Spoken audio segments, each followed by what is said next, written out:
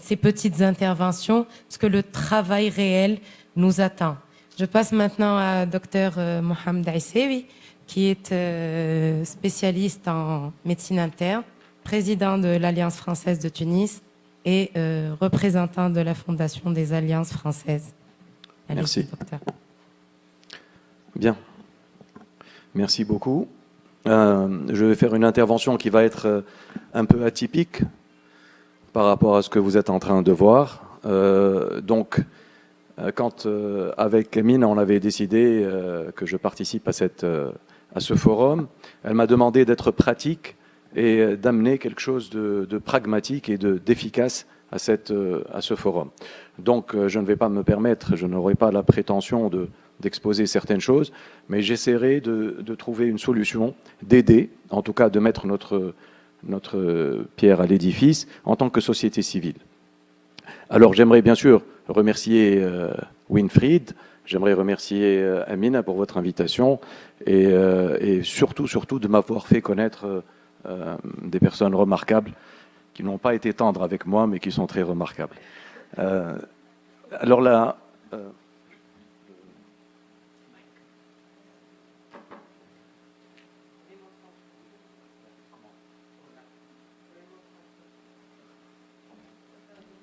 Next, please.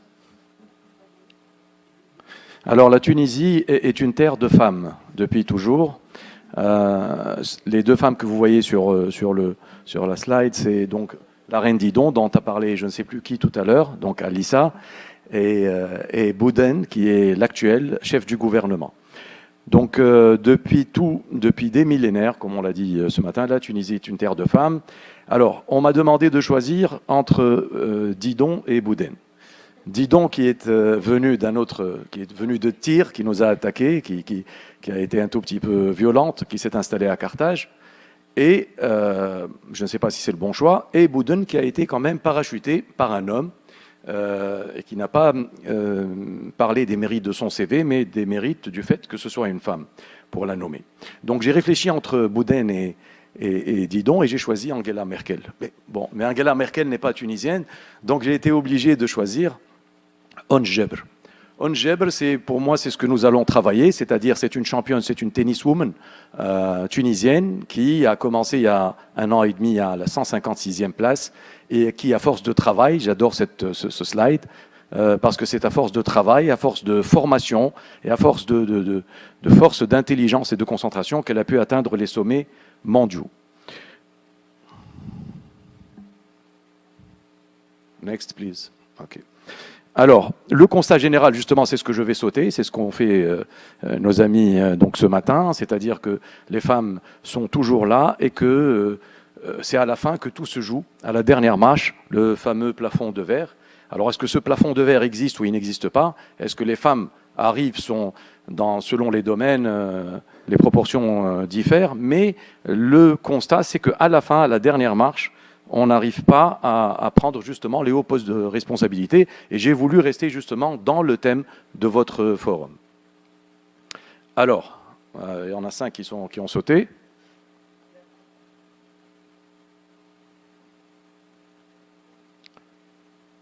Alors, j'ai pris le constat par contre de l'Alliance française, pour dire, puisque je représente la fondation avec mon amie Sandrine, de l'Alliance française du Panama, que je salue.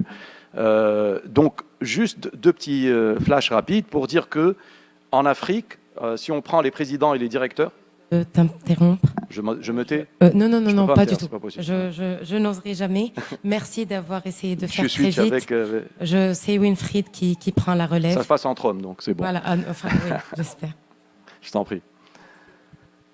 Donc, si on prend les présidents et les directeurs des alliances françaises, les directeurs sont presque aussi importants que les présidents. Les présidents, ce sont les personnes qui portent le projet, qui sont des mécènes. Les directeurs sont des employés de l'Alliance, mais ce sont les 2 personnes qui portent l'Alliance. Donc en Afrique, on a 24% de femmes. En Amérique latine, les pourcentages se rapprochent beaucoup plus de l'Europe. Ce qui donne, pour le monde, donc constat de la Fondation Alliance française dans le monde, c'est qu'on a 50%, donc le fameux plafond de verre que je vous l'ai démontré tout à l'heure. Donc quand on parle des directeurs, on a 50-50. Et après, quand il s'agit de passer à la présidence de l'Alliance française, il y a quand même 20% de différence. Et il y a un problème qu'on va proposer des solutions très rapidement, ne vous inquiétez pas. Alors vous pouvez me dire, nous, il s'agit là de Madame la vice-présidente du Costa Rica qui arrive, de ministres, d'ambassadeurs, etc. Et moi, avec ma petite action culturelle, est-ce que vraiment c'est très important? Est-ce que ça peut atteindre les hauts sommets de l'État? Donc j'ai voulu me défendre et j'ai préparé cette diapositive. Alors cette diapositive, ce sont 3 personnes qui ont un point commun. Ces 3 personnes ont été présidents de l'Alliance française de Paris-Île-de-France. Non pas président de la Fondation, mais de l'Alliance française de Paris. Et donc comme Sandrine est présidente de l'Alliance française de Panama, ou moi, celle de Tunis. Et le deuxième point commun qu'ont ces 3 personnes, excusez du peu, ont été présidents de la République française. Donc comme quoi, passer aussi par la diplomatie culturelle, passer par la culture, on peut atteindre de hauts postes de responsabilité. Alors ça, c'est pour le constat. Maintenant, il faut poser la bonne question, et quand on pose la bonne question, il faut la poser dans la langue des bailleurs de fonds. Donc, was machen wir? Was machen wir? Donc, on se retourne vers notre Konrad Adenauer pour voir ensemble ce que nous pouvons faire. Alors, d'emblée, je vous dis, le slide que je n'apprécie pas, que ce n'est pas ça ce que je vais défendre, et c'est ce que vous avez défendu, c'est ce que vous savez faire, c'est-à-dire donc se retourner vers les autorités, j'ai mis l'État, mais les autorités en général, pour lutter pour la féminisation de l'emploi, pour exiger la parité dans la Constitution, dans les conseils d'administration, etc., pousser vers la discrimination positive. Ces choses-là, bien sûr qu'il faut les faire, bien sûr que c'est pour encourager la parité, mais il ne s'agit pas de notre sujet aujourd'hui. Notre sujet aujourd'hui, c'est comment arriver à faire promouvoir les femmes à de hauts postes de responsabilité. Donc on peut laisser ce travail ou encourager l'État à faire ce travail. Nous, ce que l'on pense, c'est qu'il faut agir. Agir sans attendre les différents régimes qui peuvent être là. On peut avoir un ministre qui est plutôt progressiste et qui va aller dans notre sens. 2 ans après, on a quelqu'un qui est plus conservateur, qui n'ira pas dans le sens des choses. Et donc, on pense que la société civile a un très grand rôle à jouer parce qu'elle peut tenir le cap, quels que soient les régimes en place, quels que soient les gouvernements qu'on a en face de nous. On peut, nous, société civile, tenir le cap. Bien sûr, on ne le fera pas seul, ce sera donc un partenariat comme le fameux partenariat public-privé en économie qui a montré toute sa force. Donc nous proposons un partenariat public-société civile. Et je parle de ce que nous savons, Sandrine, moi et Marc Cerdan qui n'a pas pu faire le déplacement. La Fondation Alliance Française s'engage. Et c'est là où on passe à la pratique et où on va terminer. On a commencé, la charte de l'Alliance française a été révisée. D'abord, je dois vous dire que la Fondation Alliance Française, c'est la plus grande ONG culturelle au monde. Nous sommes présents dans 131 pays et nous avons plus de 830 alliances. Ça va nous servir après pour la conclusion et nous servir pour savoir qu'est-ce que nous pouvons donner. Donc, la Fondation s'est engagée. J'ai eu le plaisir d'être dans la commission de révision de la charte. Et l'Alliance française de Tunis, que je représente, a demandé à ce que l'égalité des genres soit intégrée dans la charte. Donc ça a été fait en octobre 2021, ça vient d'être accepté. Donc l'égalité des genres est fait partie donc intégrante de la charte de la Fondation Alliance française à partir de cette année. Nous pensons qu'il faut travailler sur 2 niveaux. Un niveau plus général où on va encourager donc l'égalité des femmes, etc. Nous allons le voir tout juste après. Et puis un niveau plus spécifique où il va falloir identifier. Il va falloir former les femmes chez lesquelles on détecte un potentiel de leadership et les accompagner à travers des formations. Donc la formation, nous, ce que nous savons faire, donc c'est la formation en communication, c'est notre travail. En collaboration avec d'autres instituts, nous faisons donc la formation en gestion de stress, en formation de prise de parole en public, etc. Donc cette formation-là pour des personnes ciblées qu'on aura identifiées auparavant. Les alliances françaises, donc nous avons dit plus de 800, donc une belle toile d'araignée qu'on peut vous proposer partout dans le monde et qui sont des lieux de réflexion et de débat. Donc on peut pouvoir toucher un peu partout par des actions culturelles, par des débats d'idées. Donc on peut faire mener assez loin notre cause. Et là, nous proposons, donc dommage que Amine a été...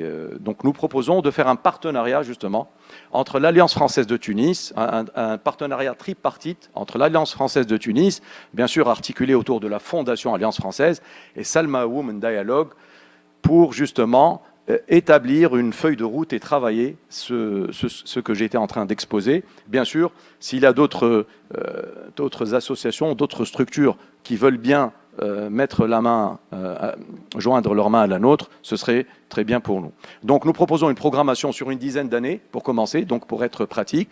Je ne vais pas me répéter, donc des programmes culturels, des rencontres débats, des programmations de formation lorsqu'on a identifié les personnes. Et là, nous pouvons utiliser le présentiel sur l'ensemble des 131 pays ou bien le virtuel. Nous sommes en train de finaliser une plateforme collaborative, Intalliance, qui va être mise dans les semaines qui suivent, qui va travailler dans les semaines qui suivent. Et le président de la Fondation Alliance française m'a autorisé à vous dire que nous pourrons l'utiliser dans le cadre du partenariat avec Salma Dialogue et bien sûr avec la Konrad Adenauer Stiftung, qu'on pourra utiliser cette plateforme qui est une véritable toile d'araignée mondiale pour justement faire parvenir notre voix. Donc nous, ce que nous proposons, donc pour terminer, c'est de coordonner, donc l'Alliance française de Tunis se propose de coordonner en interface avec Salma Dialogue et avec la Konrad Adenauer, de travailler une feuille de route 2021-2031 où participeront donc nos amis d'Amérique latine et où, je pense, Sandrine aura un grand rôle pour coordonner sur le flanc Amérique, puisque je prendrai plutôt le flanc Afrique, et où nous pourrons donc justement faire une feuille de route sur une dizaine d'années. Nous croyons fort en la diplomatie culturelle. C'est quelque chose qui touche à tous les secteurs et ça peut jouer vraiment un rôle de levier multisectoriel. Donc nous vous demandons de jouer cette carte justement pour faire sauter ce fameux plafond de verre qui donc entrave les femmes et les laisse pas atteindre de hauts cieux. Je vous remercie, j'espère que j'ai été assez rapide.